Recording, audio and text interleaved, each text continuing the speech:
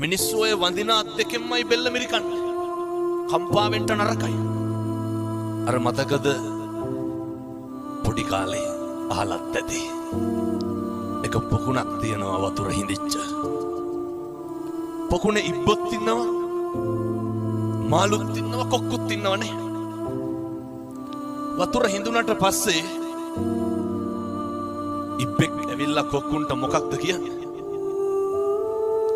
කොකෝ වතුර තියෙන තැනකට ගිහින් දාපන්. කොකා කියනවා ගිහින් දාන්නම්. ගමන ඉවර වෙනකන් කට අරින්න එපා. මේක හොඳ පණිවිඩයක්. කට වහගන්න තරමට ප්‍රශ්න අඩු නැද්ද? කවදා හරි හොඳ හාමුදුරු කෙනෙක් ගෙනල්ලා හොඳ බණක් අහන්න. එතකම් මම මේ කියන ටික පිළිපදින්න. කොක්කු දෙන්න කෝටුවක් අරගෙන දෙපැත්තෙන් හපා ගන්න.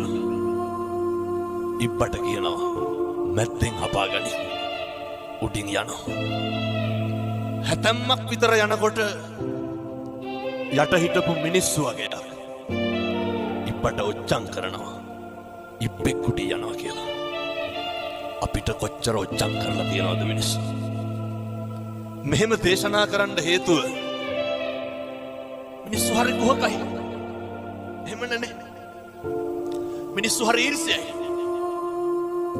මිනිස්සු කැමති නෑ පින්නතුනේ අපේ දරුවෙක් විභාගයකින්වත් පාස් වෙනවට කැමති නෑ. හරියට පද හදනවා. ඔය අත්තන්ගේ පැතිවල එහෙම නැතුව ඇති. මම කියන්නේ බොහෝ පැතිවල එහෙමයි.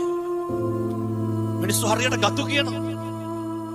සමහර විට මේ අම්මලාට මතක් වෙනවත් ඇති අපේ ගමේ අහවලා වගේ කියලා. මිනිස්සු එහෙමයි. මිනිස්සු කවදාවත් සතුටු නෑ අපිට හරියනවට. හරි කැමති වරදිනවා නම්. ඉබ්බටත් ඕක උනේ.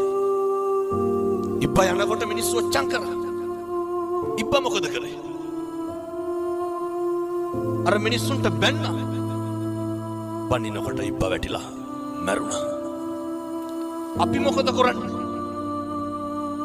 කියමු බලන්න. ඔය ජීවිතේ කේන්ති ගියා නම් කවදා හරි